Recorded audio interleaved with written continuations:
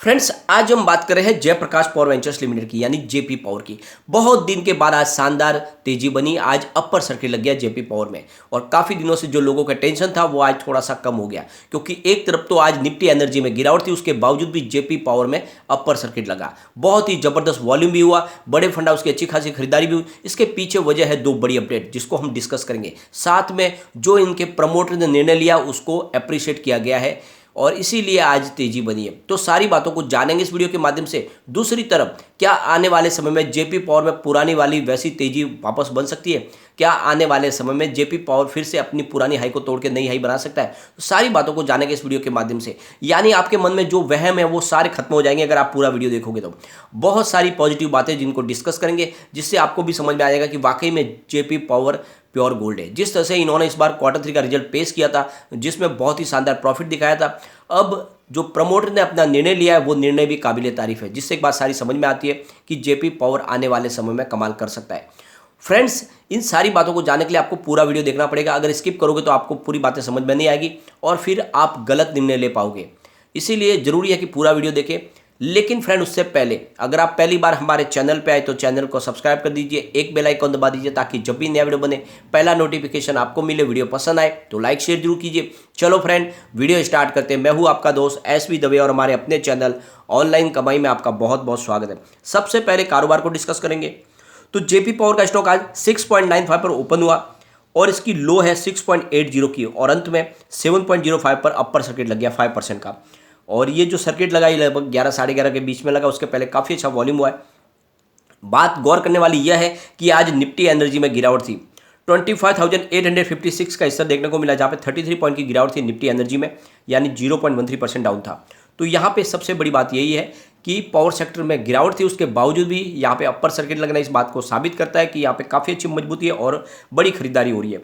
Volume को अगर देखें तो बीएससी में 1,75,08,000 का वॉल्यूम हुआ, सामने 73,67,000 की डिलीवरी उठाएगी। डिलीवरी का परसेंटेज 42.08%, तो शानदार क्वांटिटी में कामकाज हुआ। एनएससी की बात करें तो 8,49,46,000 का वॉल्यूम हुआ, सामने 2,58,64,000 की डिलीवरी उठाएगी। डिलीवरी का परसेंटेज 30.45%।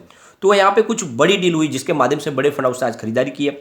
11:07 पर करीब 6.95 की प्राइस से 14,56,000 शेयर की एक बड़ी डील हुई। फिर उसी समय 11:07 पर 7 की प्राइस से 11,48,000 शेयर की एक बड़ी डील हुई, और इस डील के माध्यम से माल खरीदा गया, और इस वजह से प्राइस यहाँ पे बढ़नी शुरू हुई और अपर सर्किट भी लगने की संभावना बन गई। और उसके बाद में फिर 11:08 पर करीब 7.05 की प्राइस, यानी अपर सर्किट पर ही करीब 45,07,000 शेयर की एक बड़ी डील हुई। उसके बाद में फिर 11:09 पर 7.05 की प्राइस से 99,81,000 शेयरों की एक और बड़ी डील हुई, और फिर उसी समय 11:09 पर 7.01 की प्राइस से 18,71,000 शेयरों की एक और डील हुई। फिर उसके बाद 11:10 पर 7.05 की प्राइस से 24,98,000 शेयरों की एक डील हुई, और फिर 11:12 पर 7 की प्राइस से 49,85,000 शेयरों की एक और डील हुई। फिर उसके बाद 11:16 पर 7.05 की प्राइस से करीब 46,01,000 शेयरों की एक बड़ी डील हुई। फिर 11:21 पर 35,99,000 शेयरों की एक डील हुई 7.05 की प्राइस से। तो ये जो बड़ी डील हुई, इसके वजह से ही यहाँ पे अपर सर्किट लग गया। तो आज बड़े फंड हाउस ने काफ़ी अच्छी खरीदारी की, और इसके पीछे जो सबसे बड़ी वजह निकल कर आई है, जिस तरह से कल प्रमोटर ने एक बड़ा निर्णय लिया। उन्होंने अपने लैंडर्स के कर्ज को चुकाने के लिए अपनी स्टेक को बेचा, यानी उन्होंने 2% की अपनी स्टेक कम कर ली। जहाँ पे इनकी होल्डिंग 26% थी, उसको घटा के 24% किया। लेकिन इस निर्णय को माना गया अच्छा एक निर्णय। क्यों? क्योंकि प्रमोटर ने ईमानदारी से अपने कारोबार को आगे बढ़ाने की संभावना तलाशी है। उनको पता है कि अगर कारोबार को आगे बढ़ाना तो लेंडर्स को कर्ज चुकाना होगा समय पे, और अपने कर्ज को चुकाने के लिए उन्होंने अपनी स्टेक को कम किया, और इसका जो मैसेज है पॉजिटिव गया, और इस वजह से आज काफ़ी अच्छी खरीदारी शुरू हुई। फ्रेंड्स, यहाँ पे एक और बड़ी खुशखबरी निकल कर आ रही है। आपको पता ही होगा कि जिस तरह से रसिया का यूक्रेन का युद्ध भी शुरू हो गया है, और जिस तरह से बिजली की कंजम्पशन लगातार बढ़ रही है, तो कोल डिमांड है जो बहुत तेज़ी से आगे बढ़ रही है। तो ग्लोबल लेवल पर इलेक्ट्रिसिटी कंजम्पशन 7% बढ़ चुका है, यानी बिजली की खपत बढ़ रही है। और ऐसे में सरकार को राहत देनी होगी कोल सेक्टर को, क्योंकि ये फिलहाल मात्र जो एक ही जरिया है बिजली की पूरी खपत को पूरा करने का, वो है कोल। कोल की शॉर्टेज भी हो रही है, और ऐसे समय में सारा का सारा दारोमदार कोल सेक्टर पर आ चुका है, क्योंकि अभी भी ग्रीन एनर्जी उस लेवल पे नहीं पहुँचे कि वो बिजली की जो खपत है उसको पूरा कर पाए। तो सरकार को अब कोल को राहत देनी होगी और ये कोल की डिमांड बढ़ रही है क्योंकि इसके पीछे वजह है कि इलेक्ट्रिसिटी कंजम्पशन बढ़ रहा है, साथ में रसिया यूक्रेन के युद्ध की वजह से भी प्रॉब्लम क्रिएट हो गई है। तो यहाँ पे जो सबसे बड़ी बात निकल कर आ रही है कि इंडिया के यहाँ पे बहुत बड़ी खपत तो है कोल की, लेकिन इंडिया खुद के उनके कोल माइंस है, तो अपने कोल माइंस को अब वो सेफगार्ड कर रहे हैं, वहाँ से उनको जो स्टॉक है उसको बचा के रख रहे हैं। और इस वजह से क्योंकि आने वाले समय बिजली की डिमांड को कोल ही पूरा कर पाएंगे, यहाँ पे सरकार ने ठान लिया। और सबसे बड़ी बात है कि सरकार ने एक बहुत बड़ा निर्णय लिया। सरकार ने अब जो नॉन पावर जनरेशन जो सेक्टर थे उनके लिए कोल सप्लाई एक बार रोक दिया, उसको कम कर दिया गया है क्योंकि सरकार को इस समय बिजली की खपत को पूरा करना, और इसीलिए जो दूसरे सेक्टर है उनको कोल अब नहीं जाएगा, उनके लिए ऑक्शन को रोका गया है। ये सारा का सारा जो कोल है सीधा बिजली के उत्पादन में जाएगा। तो इस तरह से एक बड़ा निर्णय लिया गया सरकार की तरफ से कि जो भी अभी हमारे पास स्टोरेज में जो कोल है उसका इस्तेमाल बिजली बनाने में किया जाएगा। तो कोल थर्मल पावर प्लांट पूरी क्षमता से चलेंगे, तो इसके लिए ऑक्शन को भी रोका गया है। और आने वाले समय में सरकार अब पूरी तरह से ध्यान दे रही है कोल सेक्टर के ऊपर, क्योंकि यही आने वाले समय में बिजली की उत्पादन को आगे जारी रख सकते हैं, क्योंकि अभी भी ग्रीन एनर्जी उस क्षेत्र में आगे नहीं बढ़ पाई है और बहुत समय लगने वाला है। तो ये जो समय आ गया है ये बिल्कुल coal based thermal power plant के नाम पे है और इनके शेयर आग उगलेंगे थोड़े समय के बाद। फ्रेंड्स, यही मौका है जब आप जेपी पावर में निवेश करें, क्योंकि वाकई में जिस तरह से कोल की डिमांड बढ़ रही है और जिस तरह से इलेक्ट्रिसिटी कंजम्पशन बढ़ रहा है उसका एक ही सॉल्यूशन है, वो है coal based thermal power plant. तो सरकार को राहत तो देनी होगी, साथ में इनको बहुत सारी फैसिलिटीज़ भी देनी पड़ेगी।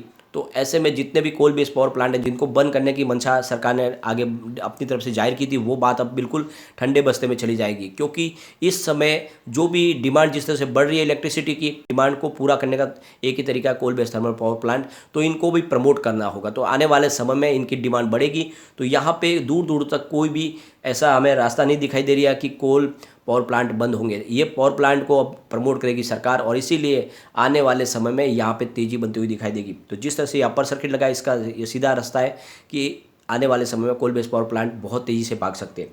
तो इस समय आपको इन्वेस्टमेंट करना चाहिए जेपी पावर में, और यहाँ पे मौका भी है। यहाँ पे जिस तरह से माहौल पॉजिटिव बनने लगा, जिस तरह बड़े फंड है उसकी खरीदारी शुरू हुई है, तो जेपी पावर आगे तेज़ी से भाग सकता है। लेकिन एक बात का ध्यान रखें, अभी भी बाजार में सबसे बड़ी जो तकलीफ है वो है रसिया यूक्रेन का युद्ध जो लगातार जारी है। उसकी वजह से पेट्रोल डीजल की प्राइस भी लगातार बढ़ रही है, तो बाजार में गिरावट भी हो सकती है। अगर गिरावट होगी तो सभी शेयर गिरते, और स्पेशली पेनी स्टॉक को तो बहुत ज़्यादा उसकी वजह से धक्का लगता है, काफ़ी ज़्यादा गिर जाते हैं। तो अगर इन्वेस्टमेंट करना है तो थोड़ा थोड़ा करके करें, एक साथ में ना करें, क्योंकि गिरावट अगर होती है तो निचले लेवल से आप खरीदारी भी कर सकते हैं। कई बार क्या होता है, लोग खरीदारी तो कर लेते हैं लेकिन समय पे अपना प्रॉफिट बुक नहीं करते और बाद में वो टेंशन में आ जाती है। जैसे कि जेपी पावर मैंने आपको लगातार प्राइस जब उसकी 3 रुपीज़ 4 रुपीज़ के आसपास थी तब से सजेस्ट कर रहा हूँ, वो बहुत ऊपर तक जाके आया, लोगों ने प्रॉफिट बुक नहीं किया। अब कहते हैं सर आपने हमको खरीदने के लिए किया, तो हम फंस गए इसमें, प्राइस इसके नीचे आ गई। तो आज भी वो प्राइस नहीं जो मैंने आपको सजेस्ट की थी खरीदारी के लिए, ये आपको ध्यान रखना है। लेकिन बहुत ऊपर तक गया था, आपने अपनी प्रॉफिट बुक नहीं की। अगर आपका लॉन्ग टर्म का नजरिया तो क्या चिंता की कोई बात है ही नहीं, आप बने रहे, आने वाले समय में ये अपने टारगेट पे आराम से पहुंच जाएगा, क्योंकि 2030 तक कोल डिमांड पीक पर होगी। जिस तरह से ये डिमांड बढ़ रही है इसको coal based thermal power plant ही पूरा करेंगे, तो कोई चिंता वाली बात नहीं है। यहाँ पे कम्युनिटी सेंटीमेंट भी स्टॉक के साथ बना हुआ है। 78% बाय की कॉल है, 11% सेल की कॉल है, 11% होल्ड की कॉल है, मतलब 100 में से 89% लोग इसको लेना पसंद कर रहे हैं। एक बार इसके पिवट लेवल को भी चेक कर लेते हैं। यहाँ से अगर स्टॉक स्लिप हो जाता है तो 6.48 का फर्स्ट सपोर्ट है, ये टूटा तो फिर 6.22 की प्राइस हमें देखने को मिल सकती है, और यहाँ पर भी स्टॉक नहीं रुका तो फिर 5.98 तक भी जा सकता है। लेकिन पॉजिटिव माहौल बनेगा तो 6.98 का इसका फर्स्ट टारगेट है। और फ्रेंड्स, ये टारगेट के बाद में जो सेकंड टारगेट निकल के आ रहा है वो है फ्रेंड्स 7.22 का है। तो पहला टारगेट तो अचीव हो चुका है, अब है 7.22 का सेकंड टारगेट। इसको पार करते ही 7.48 की प्राइस देखने को मिल सकती है, तो जल्द ही 7.5 को क्रॉस कर सकता है। और अभी फिलहाल जिस तरह से बड़े फंड उसकी खरीदारी शुरू हुई है और जिस तरह से प्रमोटर ने अपने लैंडर्स को कर्ज चुकाने की कोशिश की है, उससे लगता है कि जेपी पावर में आपका निवेश डूबने की संभावना बहुत कम है। आने वाले समय में यहाँ पे अच्छा खासा रिटर्न फिर से आपको मिल सकता है और स्टॉक फिर से तेजी से दौड़ते हुए आराम से ये स्टॉक आपको 2 डिजिट में जाता हुआ दिखाई देगा। तो निवेश बनाए रखे, कोई चिंता वाली बात नहीं है, लॉन्ग टर्म का नजरिया रखे। और अभी Q4 आने वाला है, मुझे लगता है Q4 का रिजल्ट इस बार धमाकेदार होगा और शानदार अगर आंकड़े आए तो फिर ये स्टॉक बहुत तेज़ी से आगे जा सकता है। तो आने वाले समय में आपको Q4 का इंतजार करना होगा। बिल्कुल Q3 पूरा हो चुका है, मार्च महीना अंत आ चुका है, आने वाले समय में हमें Q4 देखने को मिलेगा। तो निवेश बनाए रखें। लेकिन फ्रेंड, कोई भी इन्वेस्टमेंट करने से पहले अपने फाइनेंशियल एडवाइजर से एक बार ले ले या अपना खुद का रिसर्च करें, क्योंकि मैंने वीडियो आपके एजुकेशनल पर्पज़ के लिए ही बनाया है। वीडियो पसंद आए तो लाइक शेयर जरूर कीजिए और चैनल को सब्सक्राइब कर दीजिए। Thank you friend.